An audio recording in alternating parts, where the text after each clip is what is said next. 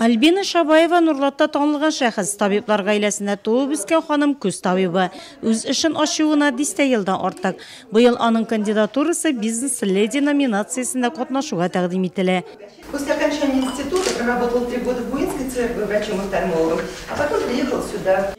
Сыйыр сауучылар Нурлат сөтеннән Ирина Артамонова һәм Рабига Гайнетдинова, Сөләйманов хуҗалыгыннан Надежда Варламова һәм Ландыш Насырова барысы да конкурста катнашуга лайык дигән нәтиҗә ясады комиссия. Нурлат шикәр заводы баш технологы Венера Черноиванова да район хатын-кызлар советы әгъзалары алдында үзен бик оста итеп тәкъдим итте.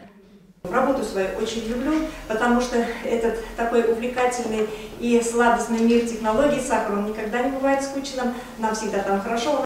Алтын балык балалар бакчасы мөдире Алсу Рәхмәтуллина, социаль хезмәткәр Рамиля Гафурова, балалар китапханәсе мөдире Галина Ерышова, 3нче буын героинясы номинациясенә дәгъва кылучы Зөлфия Бадыйгина, Бердәм Россия партиясенең Нурлат җирле бүлекчәсе тәкъдим итүче Мингабер Дербушева һәм башкалар.